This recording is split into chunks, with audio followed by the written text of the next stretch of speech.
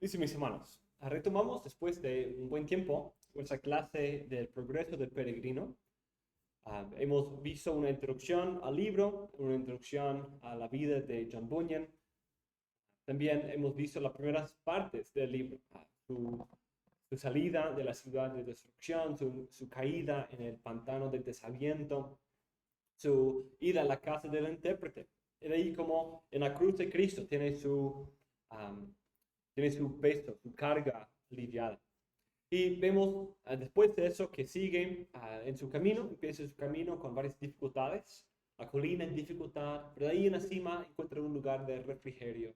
De ahí pasa un tiempo más y hay los leones que le atemorizan, pero después de eso hay el palacio hermoso donde puede pasar un par de días y descansar y recibir ayuda y ánimo de parte de los hermanos y otras virtudes de prudencia y amor que encuentra ahí. De ahí, la última clase que tuvimos fue después de salir del Palacio Hermoso, tuvo que descender al Valle de Humillación, donde se encontró con el gran Apolión, el diablo, con esa guerra espiritual en que él lucha contra el enemigo. Y quizás uno pensaría, después de una batalla tan fatigada, tan difícil, que por fin tendría un poco más de alivio, un poco más de refrigerio.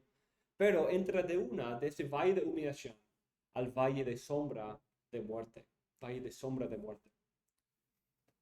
El pasar por ese valle fue necesario porque fue precisamente por este camino que uno podía llegar a la ciudad celestial. Dice, era preciso pasar por él, porque el camino a la ciudad celestial lo atravesaba. Es interesante, ese valle de sombra de muerte, que es un retrato de la angustia, la aflicción, la depresión incluso. Y dice que el camino que el Señor ha trazado hacia la ciudad celestial atraviesa este lugar, pasa por este valle de sombra de muerte. Eso nos presenta una idea importante de la vida cristiana y para nosotros como pastores. Y vamos a desarrollar eso más en las siguientes clases. Pero que hay dos tipos de depresiones, dos tipos de aflicciones. Y Bunyan nos da un buen retrato de los dos. No solo tiene el castillo de la duda, el castillo de la desesperación, en el cual cristiano cae por pecado. Él se aparta del camino y cae ahí. Entonces uno puede decir, pues cualquier vez que uno está deprimido, está agotado así, emocionalmente, está en medio de esa oscuridad, es porque se ha apartado del camino, se ha pecado y necesita arrepentirse y volver. Pero Bunyan nos demuestra que no es siempre así. Hay también el valle de sombra de muerte y en un sentido todos los cristianos tienen que pasar por eso. Todos los cristianos tienen que pasar por ese tipo de aflicción. Eso es parte de la vida cristiana según lo que Bunyan está señalando. Aunque su pelea con Apolión era algo furioso y temible y agotador, no fue tiempo todavía para encontrar alivio y descansar. Seguía en la lucha y tenía que esperar otro momento. Bunyan aclara que no hubo nada más fácil en este valle que en su pelea con Napoleón. Todavía seguía difícil, e incluso en comparación con su lucha con Napoleón, este valle era igual o incluso quizás más difícil. Si terrible había sido la lucha de Cristiano con Napoleón, no lo fue menos aquella que allí tuvo que librar. Esa pelea ahora en medio del valle de sombra de muerte era igual de difícil que su lucha con el diablo mismo. Antes de entrar a los detalles del valle de sombra de muerte, podemos sacar ya una aplicación muy importante. El camino que el Señor ha trazado para sus peregrinos no pasa solo por las planicies de flores y frutos y lugares de refrigerio, sino también de lugares difíciles, como la colina de dificultad y el palacio hermoso. Y los leones en el palacio hermoso. Perdón, no, sí, los lugares de refrigerio, como vimos en la cima de la colina dificultad y en el palacio hermoso. Hay esos momentos que Dios ha mezclado refrigerio, descanso, tiempos de avance, montañas, cimas de montañas espirituales y también momentos de dificultad, humillación y sombra de muerte. Quizás un cristiano poco experimentado en su vida puede pensar e incluso confundirse cuando ve a un otro cristiano agobiado y afligido. Pero por esos primeros días y semanas de su vida espiritual, todo es alegría, todo es gozo, todo es regocijo en las cosas del Señor.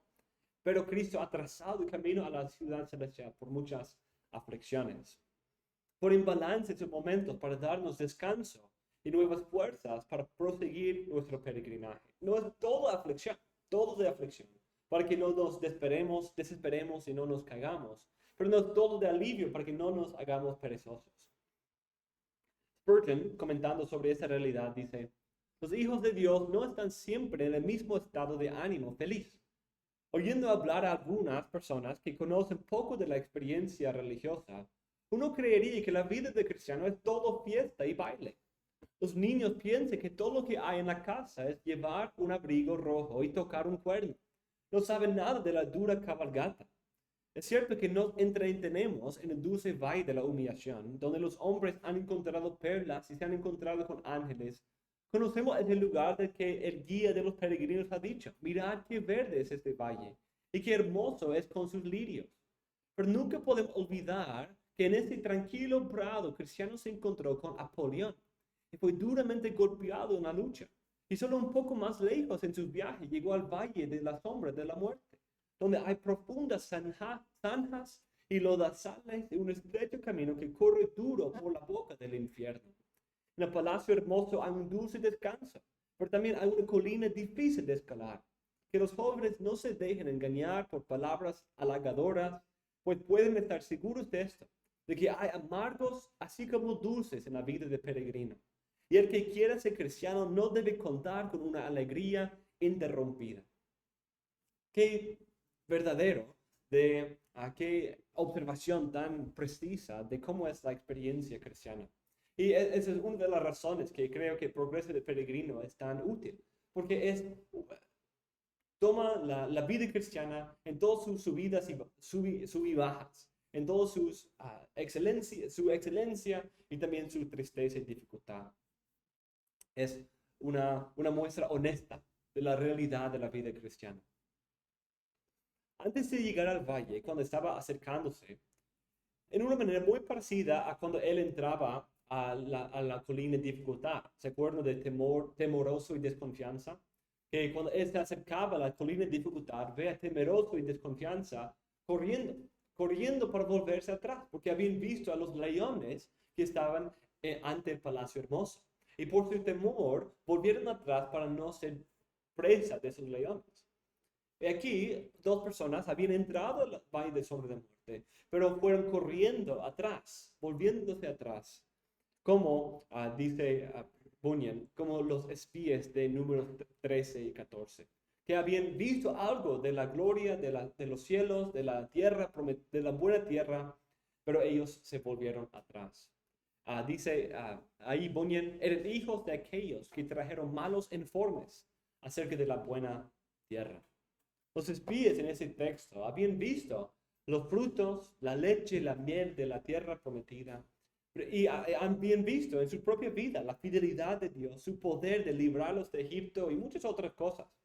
Pero aún así, ellos dieron un mal reporte. Un reporte de desánimo, de desesperación, de volverse atrás. Es decir, mejor escogemos a un capitán para que volvamos a Egipto, rindiéndose en el camino. El reporte que dan sobre el valle no era falso por completo. De hecho, lo mismo que reporta luego Cristiano experimenta. De verdad lo encontró tan terrible como ellos descubrieron, e incluso luchó con la misma decisión de ellos de volverse atrás. Entonces, no es que completamente inflamaron la descripción de su naturaleza tan terrible, pero no tenían la valentía para seguir hasta el final. Eso siempre ocurre cuando las dificultades de la vida cristiana no son alumbradas por la luz de la presencia de Dios. Cuando andamos por medio de las dificultades en la luz de Dios, no vemos que son menos terribles. De hecho, reconocemos la gravedad verdadera de esos peligros. Pero somos guiados y consolados que que Él sí nos preservará hasta salir de estas pruebas. Entonces consideremos la descripción del valle, los peregrinos del valle y las a los peligros del valle y las ayudas que el rey ha dado a los peregrinos en este valle. Entonces, su descripción, sus peligros y sus ayudas. En primer lugar, en la conclusión del capítulo anterior, vemos que Bunyan cita Jeremías 2:6. Tampoco, y este texto dice, tampoco dijeron, ¿dónde está el Señor que nos hizo subir de la tierra de Egipto, que nos condujo por el desierto, por una tierra de yermos y de barrancos, por una tierra seca y tenebrosa, una tierra por la que nadie pasó y donde ningún hombre habitó? Ese texto, junto con la referencia a Números 13, presenta esta parte de la vida cristiana con esa imagen bíblica del tiempo en el desierto. Ese tiempo en que el desierto consumía y desanimaba al pueblo de Israel. Como ellos tuvieron que andar en fe por medio de un desierto en el cual tuvieron que depender de Dios por su agua, su comida, su sustento, su vida y todo lo que tenían. Tenían que andar en confianza que Él no iba a abandonarlos allí, sino que iba a cumplir sus promesas que Él había hecho a ellos y a sus padres. También todo cristiano marcha desde la redención del nuevo éxodo hasta la tierra prometida a través del desierto de aflicciones. Como dijo Charles Spurgeon, como los hijos de Israel, nuestro camino hacia Canaán pasa por un desierto. Y aunque bendito sea Dios, la gracia del cielo ha hecho que el desierto se regocije y florezca como una rosa. Sin embargo, hay serpientes ardientes en él. Y es un desierto después de todo. A pesar de todo lo que Dios hace por nosotros mientras estamos en él, este estado en este mundo presente es un estado de esclavitud. Los que estamos en este cuerpo gemimos, agobiados, anhelando el tiempo de la vuelta al hogar cuando lleguemos a nuestra propia patria y descansemos para siempre. Fue en esas palabras que los dos hombres trataron de hacer volver a Cristiano. Dice, hemos visto el valle mismo. Está negro como la pez. Hemos divisado en él a los fantasmas, sátiros y dragones del abismo. Hemos oído también en ese valle un continuo aullar y gritar como de gentes sumidas en indecible miseria, que sufren agobiadas por el peso de sus aflicciones y cadenas. Sobre este valle también se extienden las horrendas nubes de la confusión, y la muerte cierne sus alas constantemente sobre él. En una palabra, allí todo es horrible y todo está en un espantoso desorden. Ese valle es un lugar de oscuridad, de confusión, de dolor, de aflicción, de temor, y donde muchos en el pasado han caído y se han rendido en las llamas del infierno. Es un lugar de desesperación. Pero las personas que han sufrido de depresión o la melancolía encuentran en esas palabras una descripción muy apta de esta experiencia. Salmos como el 69 o 88 y otros describen la aflicción espiritual de la depresión en términos muy parecidos. Y de hecho, Bunyan está tomando de algunos de esos salmos para su descripción. Pero al escuchar esa descripción, como cuando escuchó el reporte de los dos leones antes del Palacio Hermoso, Cristiano tuvo que enfrentar la pregunta de volverse atrás para evitar el peligro o seguir el único camino trazado por el rey, aunque sea difícil.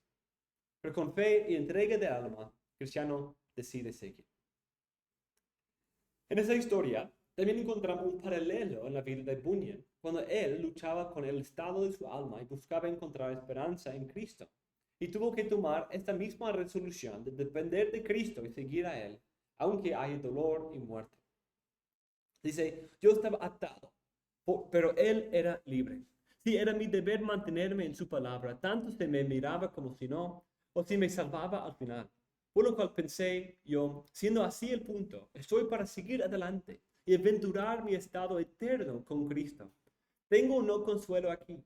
Si Dios no entra, pensé yo, saltaré de la escala aún con los ojos vendados a la eternidad. Me hunda o nade, venga el cielo, venga el infierno. Señor Jesús, si quieres cogerme, hazlo. Si no, me aventuraré por tu nombre.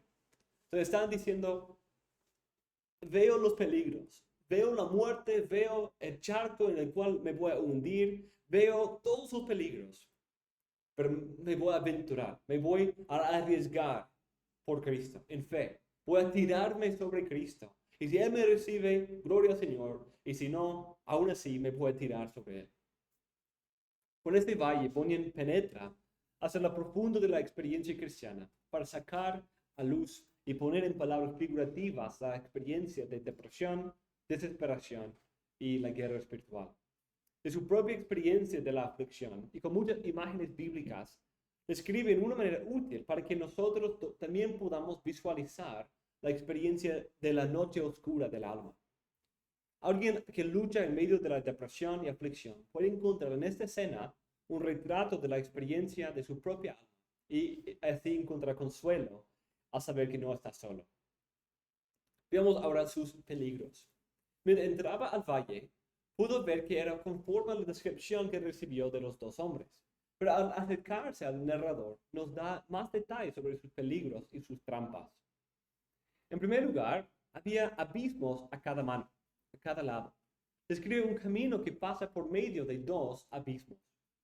Por un lado estaba un abismo infernal, un foso que botaba chispas y llamas y rodeaba con los suspiros y gritos de almas condenadas para atormentar a los peregrinos. Y por el otro lado, una charca o lago que no tenía fondo. Al caer en ese lago, uno casi se desmayaba porque no podía encontrar lugar seguro de donde descansar o lanzarse para salir de sus aguas. Lo describe de esa manera.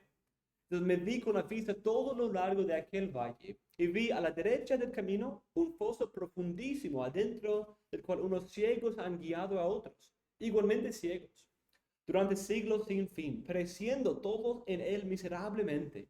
Por la izquierda vi una charca peligrosísima en la cual, aun siendo bueno el que tiene la desgracia de caer en ella, no encuentra fondo para sus pies.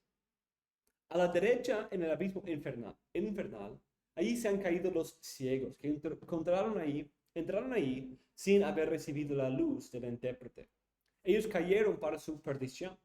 Es importante distinguir aquí que Bonnie no está hablando de una pérdida de salvación, sino está enfatizando la necesidad de perseverar hasta el final. Ese es un punto clave del progreso del peregrino, perseverar hasta el final y no volverse atrás. Entonces no está diciendo que cayeron para perderse la salvación, sino que no perseveraron hasta el final. La experiencia de la aflicción es santificadora y consoladora cuando viene acompañada de la luz de Dios. Pero en medio de ceguedad espiritual, uno se pierde en la oscuridad y confusión y se puede caer en el camino. A la izquierda encontramos el abismo que no simboliza perdición o la falta de perseverancia, sino la realidad de desesperación que muestra lo profundo de la aflicción y dolor que los cristianos pueden experimentar en medio de aflicción. De hecho, aquí cita Salmo 69 y dice que el cristiano David había caído en esa charca también, pero por clamar a Dios fue salvado de ahí. Dice, en ella cayó el rey David una vez, indudablemente se hubiera ahogado de no haberlo sacado de ahí, quien es poderoso para hacerlo. No solamente ese peligro de los dos abismos en cada mano, sino el camino era tan estrecho que uno no podía desviarse en ningún pie o iba a caerse en uno de ellos. La senda era tan estrecha que era peligrosísima. La senda era también excesivamente estrecha, por lo que el pueblo de cristianos se vio en un apuro muy grande. Porque en la oscuridad, si procuraba apartarse del pozo por un lado, se ponía a caer en la charca por el otro. Y si trataba de evitar la charca, a menos que anduviera con sumo cuidado, estaría a punto de precipitarse en el pozo. De esa manera marchaba, lanzando dolorosos suspiros, porque sobre los peligros ya mencionados, el camino estaba allí tan oscuro que muchas veces, al levantar el pie para dar un paso, no sabía dónde ni sobre qué lo asentaría. Imagínate esa escena. Vemos esa idea que es tan estrecho que como tristemente, cuando algunos están en el carro, están manejando y empiezan a dormirse. Y de ahí están casi en el borde, están casi al final. Y se despiertan rápido y van al otro. ¿Y qué hacen? Se desvían en el otro lado. Porque se sobrecorrigen y van al otro lado. Y dice que muchas veces así es, que era tan estrecho que cuando uno empezaba a caer por aquí, trataba de corregir y caía en el otro lado. Porque era tan estrecho que no había mucho lugar para errar, para desviarse. tenía que cuidarse. Y sobre todo, aún peor, que era tan oscuro que no podía tener la certeza de que mi pie está bien. Ponía su pie, como por ejemplo cuando uno está bajando la escalera y piensa que hay otro eslabón ahí, o otra grada, o que ya no han empezado todavía las gradas, y toma una, y de ahí se cae porque su cuerpo piensa que está bien, pero de ahí pone su peso y se cae porque no hay grada ahí donde pensaba. ¿Y cuántos quizás cayeron así, pensando que pisaban bien, y de ahí cuando pusieron su peso ya no había lugar seguro? Esa descripción es terrible, pero no termina ahí su peligro. De hecho, regresa a la realidad de los fantasmas y demonios que son los enemigos de su alma en medio de la oscuridad, que tratan de confundir y hacer caer a los peregrinos. Dice, por fin llegó a un lugar en donde le pareció oír que venía hacia él una legión de enemigos. Esto le hizo detenerse y pensar seriamente qué sería lo que le convenía hacer. Por una parte le parecía mejor volver, pero por otra pensaba que tal vez hubiera repasado ya la mitad del valle. También se acordó de cómo había superado antes muchos peligros y juzgó que el peligro de volver atrás podía ser aún mayor que el de seguir avanzando, por lo que se decidió a continuar. Pero como los enemigos parecían acercarse más y más hasta llegar casi a tocarlo. Su experiencia fue tan terrible que a pesar de los peligros a la derecha y a la izquierda y los desafíos de mantenerse en el camino seguro, tuvo que prepararse para luchar contra enemigos que venían para abrumarlo con sus fuerzas y terror, para que caiga en las llamas o se ahogue en la charca. Y aunque esos enemigos no le tocaron, ni lo empujaron a un lado, sí trataron de confundirlo por llenar su cabeza con susurros tan sutiles que no podía discernir incluso sus propios pensamientos. Dice, una cosa me llamó mucho la atención y no la quisiera pasar por alto. Advertí que el pobre cristiano estaba tan aturdido que no reconocía su propia voz. Y me di cuenta de ello por lo siguiente. Cuando hubo llegado frente a la boca del abismo de fuego, uno de los malignos se deslizó sigilosamente detrás de él y le susurró al oído muchas y muy terribles blasfemias, las cuales el pobre creyó que salían de su propio corazón. Esto apuró al cristiano más que todo cuanto hasta entonces había sucedido. ¿Cómo pensar siquiera que pudiera blasfemar contra aquel a quien antes había amado tanto? Si hubiera podido remediarlo, no lo habría hecho, pero no tuvo la prudencia de taparse los oídos ni de averiguar de dónde venían aquellas blasfemias. Entonces, qué increíble esa confusión en medio de la oscuridad, escuchando esos susurros del enemigo, esos pensamientos blasfemos, esos pensamientos de duda, de sospecha, de que Cristo realmente no va a cumplir sus promesas, en medio de esa oscuridad, que él identifica aquí, no como los pensamientos verdaderos del corazón cristiano, pero los susurros del enemigo, que en medio de la oscuridad y la confusión y el temor, son tan difíciles de discernir de nuestros propios pensamientos, que incluso uno de ahí cae bajo la culpa de cómo puedo pensar esas cosas. Y es peligro sobre peligro, dolor sobre dolor. Pero vemos en esa situación tan deplorable y desesperante, ¿dónde puede encontrar socorro y auxilio para poder discernir su camino y llegar al otro lado de la caverna? Es en respuesta a ese texto que Bunyan entreteja en su narrativa varias de las ayudas divinas para ayudar a los peregrinos en medio de la sombra de muerte. El rey ha trazado su camino por medio de sombra de muerte, pero no los ha abandonado a andar solos en este camino, ni desamparados. Sin embargo, ha dado varias armas y ayudas para que puedan salir de allí firmes y perseverantes hasta el final. En primer lugar, la primera arma que encontramos en la mano de Cristiano, que el rey le había dado, fue la ayuda de la espada de la palabra, la espada. Vemos cuando escucha los reportes de los dos hombres, a medida que él se acerca al valle, a esa caverna de sombra de muerte, es con la espada desnuda en la mano, por temor a verse acometido. Él ya había salido de la lucha. Y se acuerdan de que fue con la espada que pudo vencer a Apolión. Cuando Apolión buscaba quitarle la espada de la mano, Y de hecho, por un segundo lo hizo. Pero por fin pudo recobrar su espada y pudo ganar la victoria. Entonces él sabía que la espada le había ayudado en esa guerra espiritual y esa espada iba a ayudarle con esos enemigos que se acercaban en medio, esos peligros que se acercaban en el valle. Cristiano llegó al centro del valle, en medio de tanta oscuridad, le pareció difícil usar su espada con provecho. No podía usar su espada cuando era tan oscuro. ¿Cómo iba a luchar cuando no podía ver? Nuestra espada, no es que la espada ya no le servía, sino que la oscuridad lo hacía tan difícil discernir dónde estaban sus enemigos.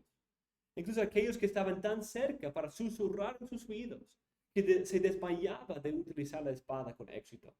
Entonces, el problema no era que, en un sentido, no era el problema de la palabra, sino el problema de discernir qué texto usar, con qué arma de la palabra peleo.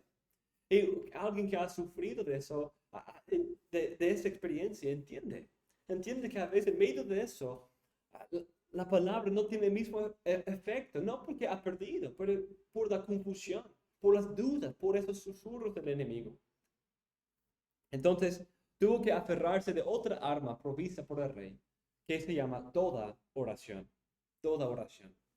Terrible fue entonces la situación del cristiano, que no sabía lo que debía hacer, pues veía salir llamas y humo en tanta abundancia, juntamente con chispas y ruidos infernales, y comprendiendo que de nada le servía aquella espada que tanto le había valido contra Napoleón, determinó envainarla y echar mano de otra de las armas, a saber, de toda oración. Y así le oí exclamar: oh Jehová, libra ahora mi alma. Entonces, como Romanos 8, ¿cierto? La idea de esos gemidos de parte del Señor, que el Espíritu Santo toma y presente delante de Dios.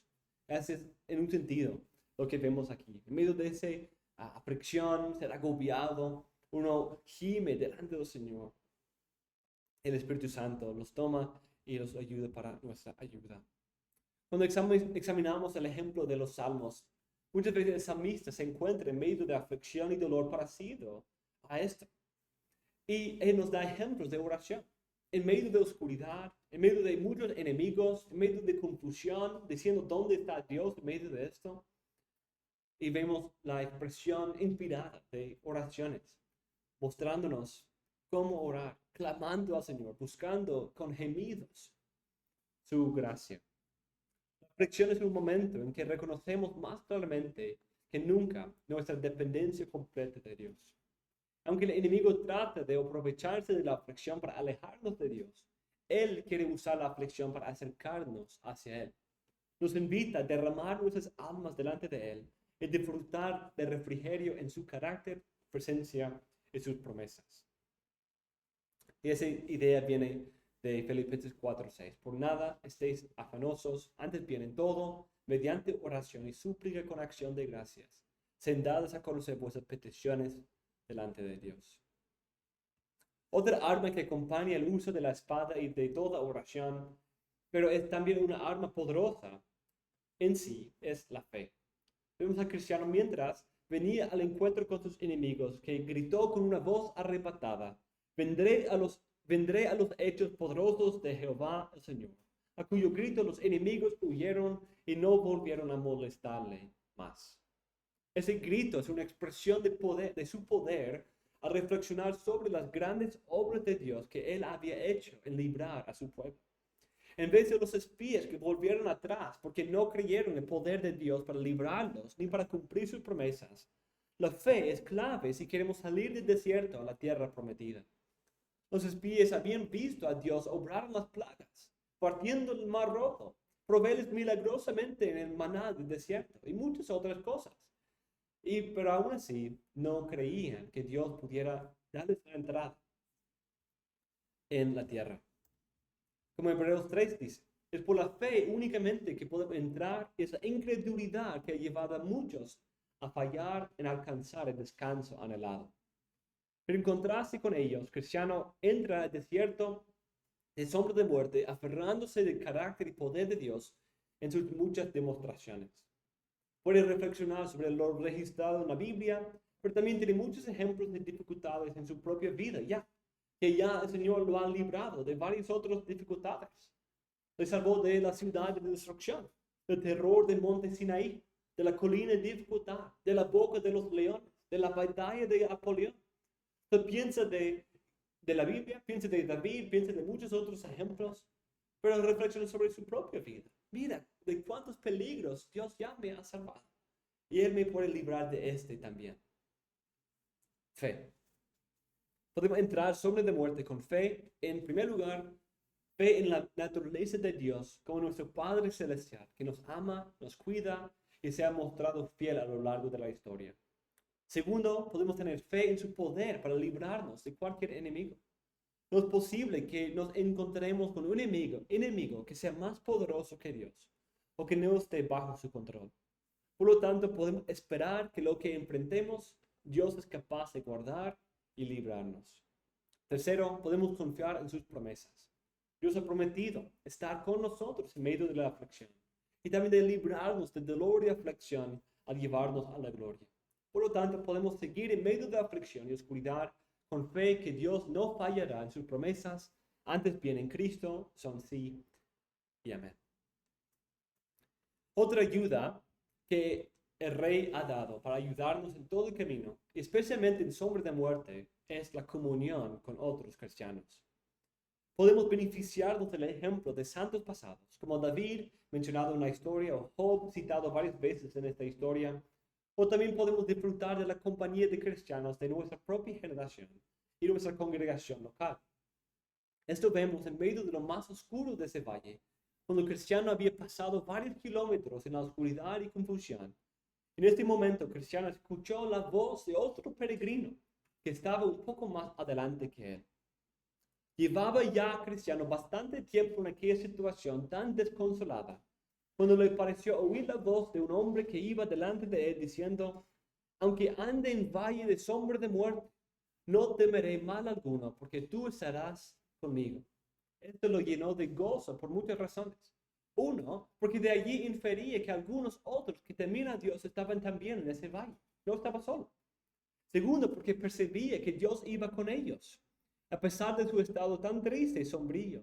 ¿Y por qué no también conmigo?, pensó en su interior, aunque por razón del impedimento propio de este lugar no pueda percibirlo. Tercero, porque esperaba, si lograba alcanzarlos, tener así compañía. Cuando Cristiano escuchó a ese compañero, aunque no lo vio y recibió mucho ánimo, recibió mucho ánimo de sus palabras. Escucha a su amigo citar otro pasaje que provee la fuente de la descripción de esta escena, Salmo 23, que habla de que aunque ande por medio del valle de sombra de muerte. En ese pasaje vemos una de las promesas que Dios da de acompañar y estar presente con su pueblo en medio del valle de sombra de muerte. Al escuchar esta voz, se llenó de ánimo para seguir a pesar de los peligros. Primero, se anima porque sabía por fin que no estaba solo. Tenía ya tanto la presencia de Dios en sus promesas y la compañía de otro peregrino que atravesía los mismos peligros, pero con el éxito de estar un poco más avanzado, sabiendo que si sigo un poco más como este hermano, él llegó un poco más allá, entonces yo puedo seguir también. No voy a caerme. No es que llega a un precipicio y de ahí me caigo. Hay alguien que ha avanzado un poco más. Y eso me da la esperanza que hay camino un poco más adelante. Cuando hay tanta oscuridad, quién sabe si termina ahí, ¿cierto? Si termina el camino ahí, uno se va a caer si sigue adelante. Pero al escuchar que alguien ha pasado por eso, alguien está pasando por eso, pero un poco más en el futuro, eso es algo interesante. No solamente al ya haberlo pasado, pero estando ahí, en medio, quizás recuperándose de eso, saliendo, puede dar algo de ánimo. Simplemente ver, no estoy solo. No tenía todas las respuestas, no podía explicar el sufrimiento y todo eso, pero simplemente saber, no estoy solo, le dio ánimo para seguir su camino. Y aunque no veía a su compañero, al escuchar su voz le dio el ánimo para seguir corriendo adelante con la esperanza de poder alcanzarlo. Pero algo interesante aquí es que empieza a llamarle. Luego, creo que es en la próxima sección, empieza a llamarle. Pero con todos los enemigos y peligros que hay, este hombre no fiel, no quiere parar, no se para. Sigue adelante y espera hasta que, y no espera, pero Cristiano de ahí va corriendo para alcanzarlo.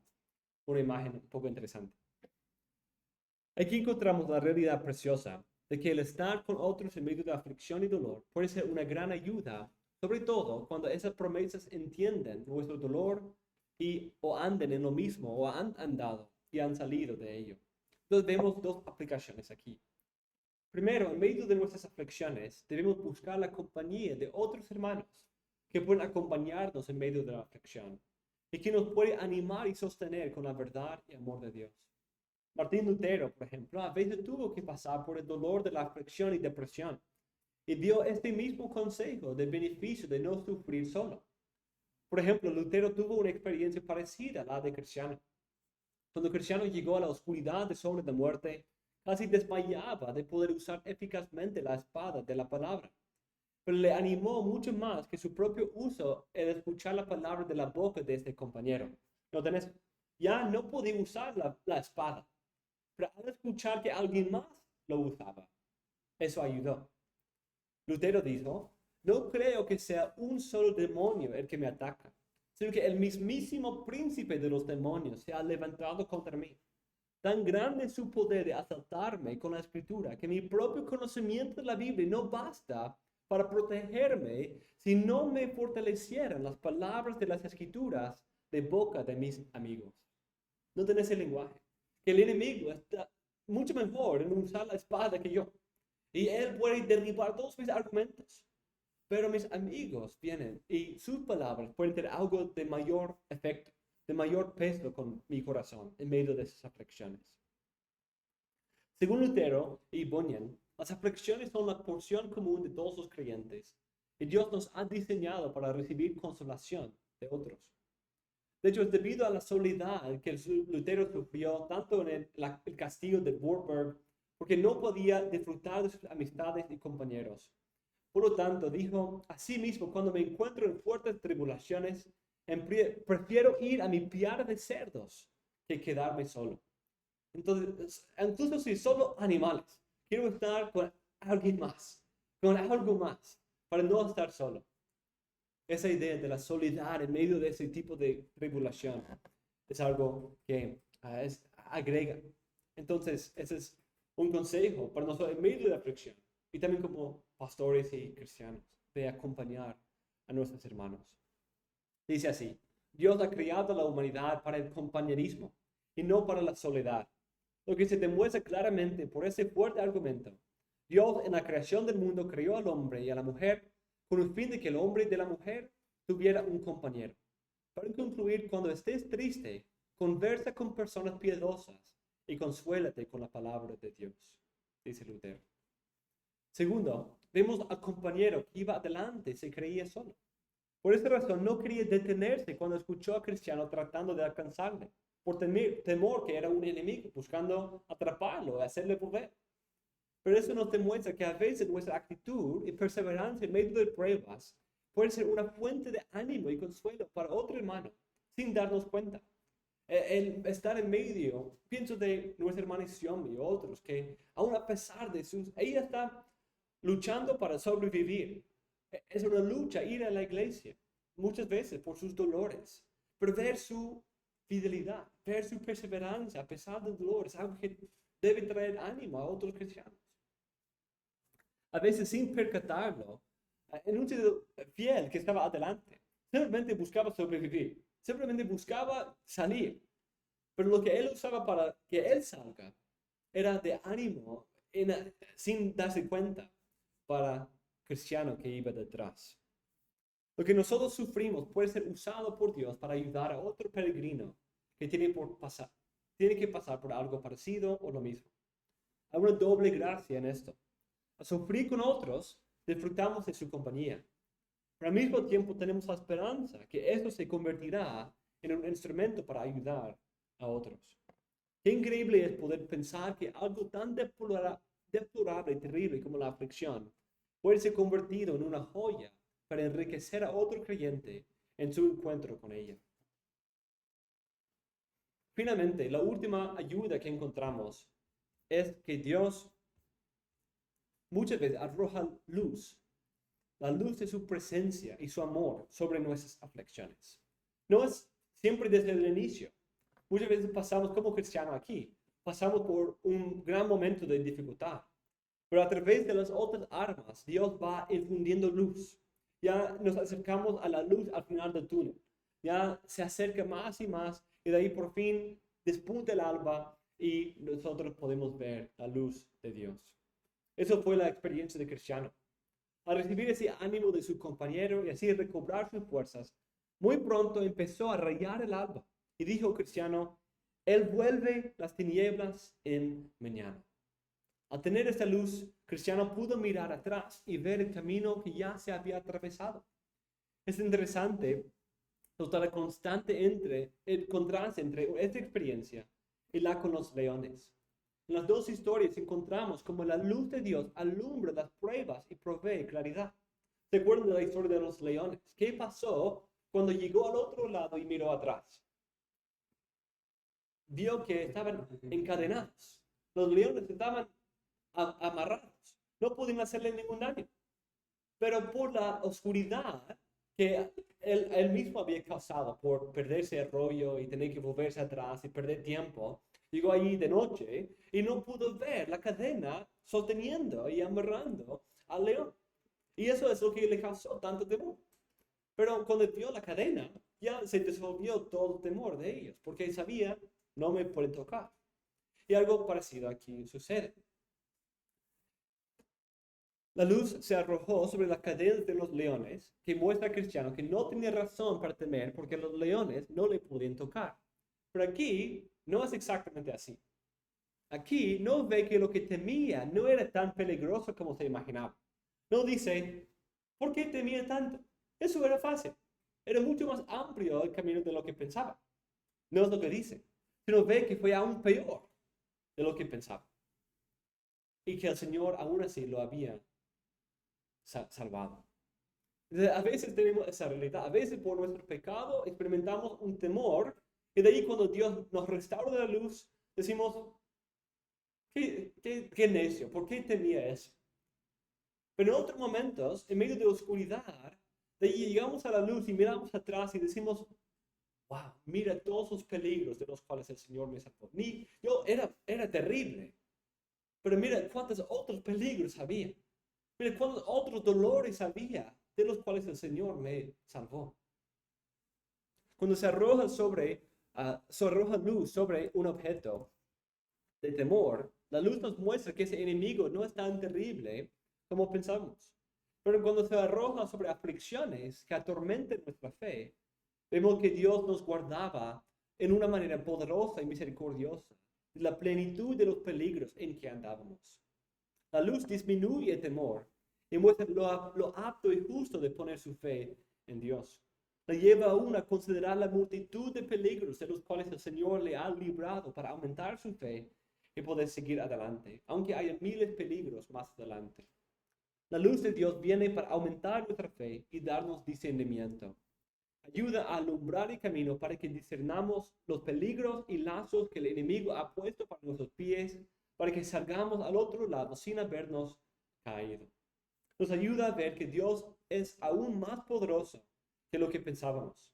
Porque cuando creíamos que nos libraba de 10 peligros, de hecho nos libraba de 1000. Y de esa manera nuestra fe es aumentada y ayudada para confiar en Él para los peligros que siguen en el camino. Nuestra fe se exalta, ¿cierto? Se aumenta porque vemos 10 peligros a nuestro alrededor. Y decimos, Dios me puede librar de estos. Pero de ahí cuando nos envía la luz después y nos consuela algo de la aflicción, miramos atrás y decimos, yo confiaba en su liberación por 10, pero Él me libraba de 1000 más que ni sabía. Entonces, qué fiel, qué poderoso es Dios, qué digno de mi confianza para el futuro. Entonces, cuando Él llega al final de la parte de la oscuridad, tiene algo de luz. Y esa luz le ayuda porque no es el final del valle. El valle tiene otra parte, una parte que representa la persecución. La persecución y las trampas de engaño y error de los dos gigantes, pagano y papa. Pagano y papa. Y la metáfora ahí un poco obvia, un poco en la nariz, diríamos. Porque desde el punto donde se encontraba hacia el fin mismo del valle, el camino estaba tan lleno de lazos, trampas, cepos, redes, por una parte, y tan sembrado de abismos, precipicios, cavidades y barrancos por otra, que si entonces hubiese sido de noche, como en la primera parte del camino, de haber tenido 1000 almas, las habría perdido todas, sin remedio.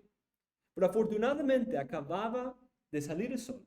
Entonces profirió cuando hacía resplandecer sobre mi cabeza su lámpara, a cuya luz yo caminaba en la oscuridad. Entonces, en un sentido, esta es una imagen de la reforma, la luz de la reforma protestante que ha venido. Sin esa luz, habría sido mucho más fácil que el cristiano haya caído en esas trampas y abismos de pagano y el papa. Del paganismo, de la duda, de la superstición y del papa y la iglesia católica. Bunyan indica que esto simboliza la persecución del enemigo a dejar o abandonar a Cristo y martirizar a los peregrinos en medio de su camino. Dice, en donde en mi sueño pude ver sangre, huesos, cenizas y cuerpos de hombres hechos pedazos, que eran los cuerpos de peregrinos que en otros tiempos habían andado por este camino. Pagano y papa son dos siervos del diablo para hacer temer a los cristianos por sus amenazas de persecución o hacer tropezar por sus argumentos y falsas enseñanzas. Pero andando en la luz de las escrituras y la fe de la reforma, esos dos gigantes ya no tienen el mismo poder que antes. Dice, el cristiano pasó por ahí sin gran peligro, lo cual excitó mi admiración. Pero después me lo he explicado fácilmente, pues pagano ha muerto hace mucho tiempo. Es decir, como el paganismo ya no tiene el mismo efecto como antes, cuando la filosofía griega y todo el imperio romano gobernaba. En cuanto al otro, aunque vive aún, su avanzada edad y los vigorosos ataques que ha sufrido en su juventud lo han dejado tan decrépito y con las coyunturas tan rígidas que ahora no puede hacer más que ponerse a la boca de su caverna y lanzar amenazas contra los peregrinos cuando pasen desesperándose por no poder alcanzarlos. Un viejito gruñón que antes peleaba con todos, pero ahora es solo un viejito que no tiene la rigidez, no tiene sus coyunturas y sus huesos tan rígidos que solo grita desde la entrada de su puerta a la casa.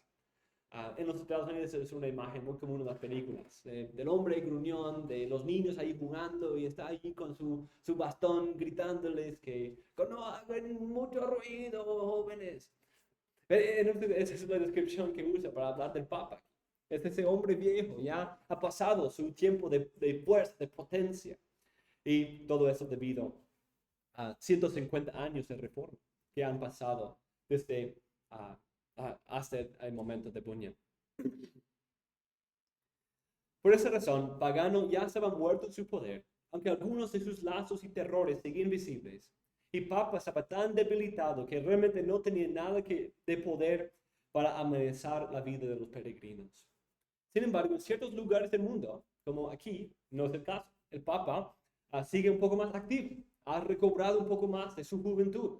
En Inglaterra en ese tiempo ya el papismo en la Iglesia Católica Romana ya no tenía tanto poder. Había momentos en que algunos reyes querían introducir de nuevo el catolicismo romano, incluso justo después de que él fue soltado de la cárcel. Eso pasó. Pero en nuestros días, aquí el Papa tiene mucho más. Las supersticiones y falsas doctrinas de la Iglesia Católica tienen mucho más peligro para los peregrinos. En esas tres escenas, la humillación y las dos partes del Valle de Sombra de Muerte, nos dan un resumen de los peligros que afrontan al cristiano en su peregrinaje. La pelea con Napoleón demuestra esa guerra espiritual, con potestades y principados espirituales que buscan destruir nuestra conciencia, alejarnos de Dios y hacernos volver atrás. Vemos la lucha con la aflicción y oscuridad espiritual que nos atormenta, nos confunde Y vemos las persecuciones y argumentos de pagano y papa para desviarnos y apartarnos a otro camino, hacernos caer en sus trampas y lazos, como antes hacían con muchas generaciones pasadas. Pero de todos estos, Dios es más que capaz para librar a cada uno que confíe en Él. El Rey nos ha dado gloriosas armas para sostenernos y ayudarnos a perseverar en medio de cada una de esas pruebas.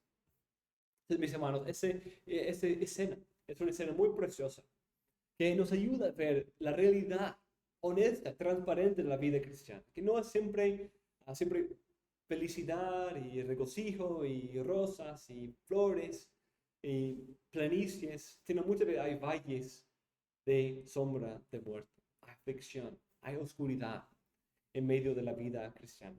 Y dice, volviendo al punto anterior, al principio, que incluso Cristo ha trazado el camino a su ciudad celestial por este valle. Para muchos cristianos, en un sentido para ningún cristiano, es algo opcional, es parte del camino. Y debemos entender esa realidad, sobre todo como pastores, para no siempre acercarnos a los cristianos como si estuvieran en el castillo de desesperación. Quizás algunos de los síntomas sean parecidos, pero no es siempre por la misma causa de haberse apartado del camino. A veces es por ser en el camino que uno pasa por esto. A veces por estar en el camino que el enemigo busca destruir y hacernos desesperar. Y no solamente por nuestro propio pecado. Entonces, eso es una distinción muy importante. Y vamos a volver a hablarlo cuando vemos el castillo de duda allí después de algunos capítulos. Entonces, con esto, mis hermanos, cerramos nuestra clase de hoy, esta escena tan preciosa del valle de sombra de muerte.